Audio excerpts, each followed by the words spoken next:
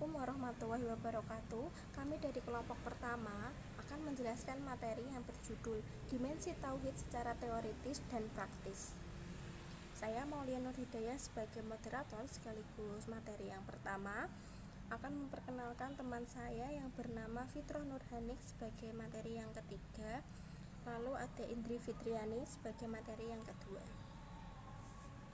Masuk ke materi yang pertama, yaitu tentang pengertian tauhid dan dimensi tauhid.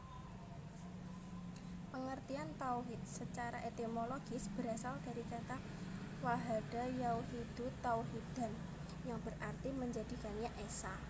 Mentauhidkan Allah berarti menjadikan, mengakui dan meyakini bahwa Allah Subhanahu wa taala itu esa. Sedangkan secara terminologis di makalah yang sudah ada beberapa pendapat para ulama. Di sini saya akan menyimpulkan bahwa ilmu tauhid adalah ilmu yang membahas mengenai wujud Allah dan segala yang bertalian dengannya berdasarkan dalil-dalil yang meyakinkan, agar supaya dengan ilmu tersebut manusia dapat mentauhidkan Allah. Selanjutnya, dimensi tauhid menurut mazhab Syiah Imamiyah adalah sebagai kitab petunjuk dan pedoman bagi umat manusia. Al-Quran banyak mengupas tentang tauhid atau keesaan Allah Subhanahu wa taala. Hal ini mengingat bahwa tauhid merupakan pondasi dan landasan bagi seluruh tindakan manusia di dalam kehidupannya. Selanjutnya memasuki materi kedua, yaitu tauhid teoritis. Di tauhid teoritis ini ada tauhid zat. Tauhid zat adalah meyakini Allah Subhanahu wa taala sebagai zat yang esa, tanpa tandingan, dan mempercayai bahwa tidak ada yang menyerupainya. Dalam tauhid zat ada surah yang mencakup tauhid zat, yaitu surah Al-Ikhlas ayat 1-4. Ayat pertama yaitu Allah menjelaskan, katakanlah Muhammad, dialah Allah yang esa. Ayat ini begitu padat dan mengandung arti yang mendalam. Ayat pertama diawali kul, yang artinya katakanlah. Ayat ini Allah menjelaskan siapa Dia. Allah pula menjelaskan bahwa Allah adalah Tuhan yang satu, tunggal, tidak ada Tuhan selain Dia. Untuk ayat kedua, yaitu surat Al-Ikhlas, memberitahu kepada kita bahwa kita tidak ada tempat bergantung seseorang makhluk melainkan kepada Allah. Ayat ketiga menjelaskan bahwa Allah tidak memiliki anak atau tidak dilahirkan dari bapak atau ibu, tidak ada seorang pun yang setara dengannya, bahkan tidak ada yang mirip atau menyerupainya. Untuk yang ayat terakhir menjelaskan dan menolak bahwa tidak boleh ada kemusyrikan atau menyekutukan Allah. Yang selanjutnya yaitu tauhid al-asma wa asyifat. Definisi tauhid al-asma wa asyifat artinya pengakuan dan kesaksian yang tegas atas semua nama dan sifat Allah yang sempurna dan termaktub dalam ayat-ayat Al-Quran dan sunnah Rasulullah SAW. Dalam tauhid al-asma wa asyifat mengesahkan Allah dalam nama dan sifatnya. Maksudnya adalah kita beriman kepada nama-nama dan sifat-sifat Allah yang diterangkan dalam Al-Quran dan sunnah Rasulullah. Dan kita juga meyakini bahwa Allah lah yang pantas untuk memiliki nama-nama terindah yang disebutkan di Al-Quran dan hadis, yang dikenal dengan Asmaul Husna. Selanjutnya yaitu ada tauhid perbuatan.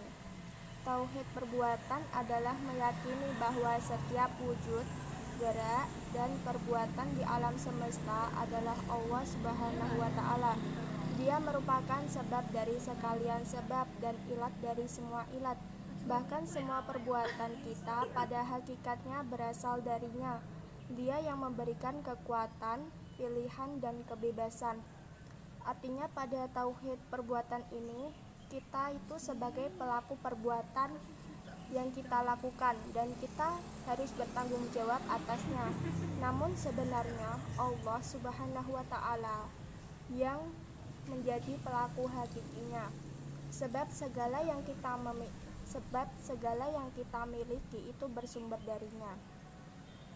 Untuk selanjutnya yaitu ada tauhid uluhiyah. Tauhid uluhiyah diambil dari akar kata ilah yang berarti yang disembah dan yang ditaati. Kata ini digunakan untuk menyebut sembahan hak dan yang batil. Di tauhid uluhiyah ini kita mengesahkan Allah dalam segala macam ibadah yang kita lakukan, seperti sholat, doa, nazar, menyembelih, tawakal, taubat, berharap, cinta, dan takut, dan berbagai macam ibadah lainnya, di mana kita harus memaksudkan tujuan dari kesemua ibadah itu hanya untuk Allah semata. Untuk yang terakhir yaitu ada tauhid rububiyah. Tauhid rububiyah ini adalah dari kata yang dinisbatkan kepada salah satu nama Allah Subhanahu wa taala yaitu Rabb. Nama ini mempunyai beberapa arti, antara lain Al-Murabbi atau pemeliharaan, An-Nasir atau penolong, Al-Malik atau pemilik, Al-Muslih yang memperbaiki, Asyahid atau tuan, dan Al-Wali atau wali. Yang dimaksudkan dalam tauhid rububiyah ini kita meyakini keesaan Allah dalam perbuatan-perbuatan yang hanya dapat dilakukan oleh Allah, seperti mencipta dan mengatur seluruh alam semesta beserta isinya, memberikan rizki, memberikan manfaat, menolak mudarat, dan lainnya yang merupakan kekhususan bagi Allah. Selanjutnya yaitu materi ketiga, tauhid praktis. Tauhid praktis adalah bagaimana cara kita mengimplementasikan tauhid dalam kehidupan kita sehari-hari. Yang pertama yaitu tauhid dalam penyembahan. Tiada Tuhan selain Allah, dan segala sesuatu selain Allah hanya melakukan apa yang telah diperintahkannya, melazimkan kita untuk hanya menyembahnya. Jadi kita tidak memiliki peran apapun itu untuk mengatur seluruh alam ini. Yang kedua yaitu tauhid dalam kepatuhan dan ketaatan. Di dalam Al-Quran disebutkan bahwa kepatuhan yang bersifat mutlak dan tanpa embel-embel hanya ditujukan kepada Allah Subhanahu wa ta'ala. Dan yang ketiga yaitu tauhid dalam kepatuhan, tauhid dalam meminta pertolongan. Seseorang yang bertauhid ketika menemukan bahwa hanya Allah Subhanahu wa ta'ala sebaik pengatur serta seluruh ibadah, kecintaan dan tawakalnya hanya untuknya, maka wajar jika kemudian dalam setiap urusan dia hanya meminta tolong kepadanya. Atas dasar inilah Allah Subhanahu wa ta'ala mengajarkan pada hambanya untuk menyampaikan keikhlasan dalam beribadah dan meminta pertolongan sebanyak 2 kali sekurang-kurangnya dalam setiap sholatnya. Dan yang keempat yaitu pengaruh tauhid dalam kehidupan. Diketahui bahwa tauhid memiliki pengaruh dalam kehidupan. Pertama, yaitu menumbuhkan rasa tanggung jawab dalam menjalankan kewajiban. Maksud dari menjalankan kewajiban yaitu kita selalu taat terhadap aturan yang ada dan menjauhi larangan, semua larangan, karena Allah Maha mengetahui apa yang telah kita lakukan. Yang kedua yaitu kebebasan. Kebebasan itu tidak terikat dengan sesuatu apapun yang bersifat materi maupun non-materi. Yang ketiga yaitu persatuan.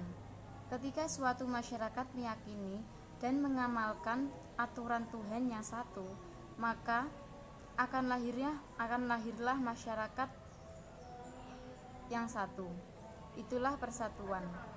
Yang keempat yaitu persamaan dan keadilan, yaitu nikmat segala ciptaan Allah mesti dimanfaatkan bersama secara adil, bukan hanya untuk kelompok dan golongan tertentu, sebab sumber daya alam diperuntukkan bagi semua manusia. Cukup sekian dari presentasi kelompok kami, kurang lebihnya mohon maaf. Wassalamualaikum warahmatullahi wabarakatuh.